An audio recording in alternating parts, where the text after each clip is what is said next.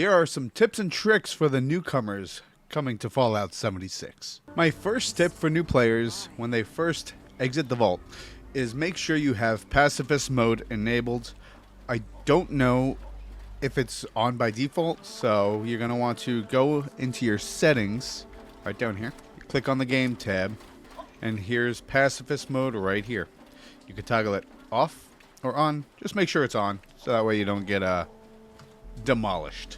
My second tip is if you're not used to playing Fallout 4, you're going to want to collect everything and then scrap a lot. You can scrap any weapons you're not using, armor you're not using any of these workbenches. You could scrap your armor and stuff, and then you'll have material for when you want to start building your camp or even like crafting new weapons or modifying them in any way, shape, or form. Stash boxes do start filling up pretty quick, so I suggest selling stuff too to earn extra caps, and you could do that by going to any one of these vendors. Just follow along the train tracks. Any of these train stations have vendors that you could sell to. And also, if you're into camp building, you can have a vendor such as this vendor bot, and you could sell a whole bunch of stuff to earn caps. I keep mine rather cheap. My next tip: stay away from this island right here.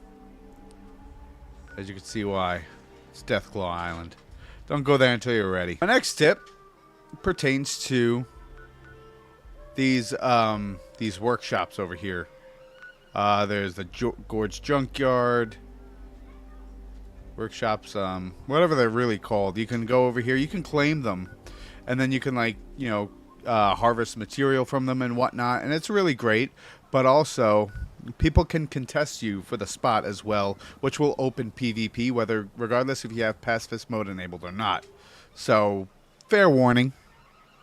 Be wary when you go and do these. My next tip is to conserve as much ammo as you possibly can. You will be going through it, especially in your early days. Next tip is to make sure you are eating and drinking too. You can find dirty water throughout the wasteland. You could drink that. You're going to get rads. What you're going to want to do is you're going to want to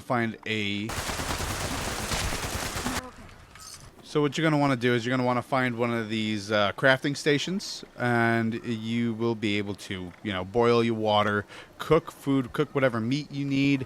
That cooking eliminates all rads. Then you can eat without getting radiation. Your food will always be in your food and drink panel in your Pip-Boy. I got all these omelets I could eat up. And be careful, they do take up weight. My purified water and the spoiled meats you can just get rid of. Spoiled anything. They take up space. That's what happens when you just leave meat in your thing for too long. I have purified water to drink up. These give 25% water, so they're great to have. If you find camps where their water tower is not locked up, which mine's over here, you could always get some purified water that way. My next tip is crafting anything, whether it be food, water, armor, ammo, all this stuff. Crafting will help you level up like crazy. And getting as many side quests done as you can will help a lot. And do not be intimidated by all the higher levels along the map.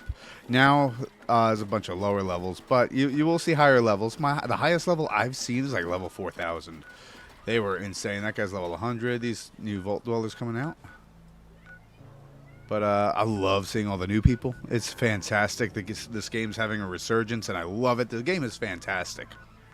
You just got to give it a chance.